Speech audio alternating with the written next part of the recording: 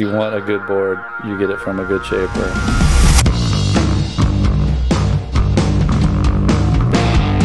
For me, what I want to do in kiting is I just want to ride a wave like I do surfing.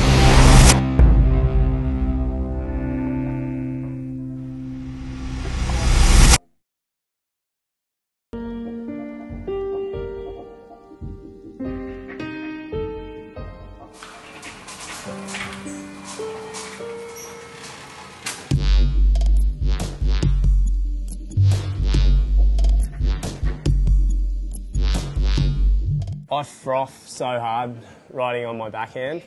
I think in surfing it's the most purest form and you can really make it look like artwork.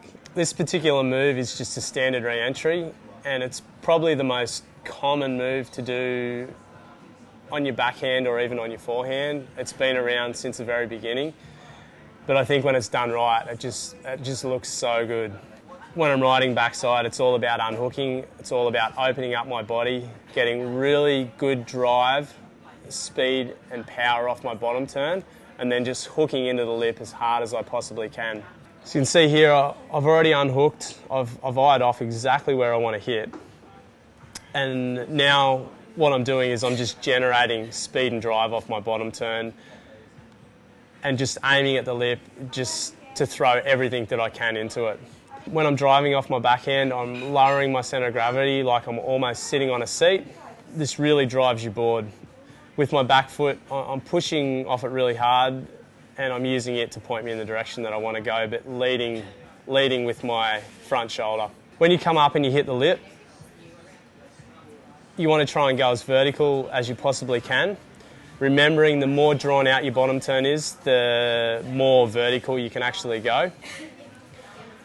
Basically, when your board gets halfway up above the lip, that's when you want to jam really hard on your tail and then move all your weight and your momentum to your front foot. It's going to obviously change your direction from your heel side to your toe side, but it's going to really push your tail and then also keep your momentum in moving forward, which is really important. If you don't keep that momentum in moving forward, you will basically just get caught up in the lip and the wave will leave you behind. I want the kite to not be pulling me at all. I want it to be above my head. But as I come back down, I also want to bring the kite down low so it's moving in the forward momentum that I am too. So when I do get to the bottom of the wave, I'm also going to keep flying the kite in that forward motion so the kite doesn't stall and I pass by it and it falls out of the sky. Doing a backside re-entry is one of the simplest moves you can do, but to do it properly it does get quite technically challenging. The most important thing is getting drive out of your bottom turn and really hooking into the lip as hard as you possibly can.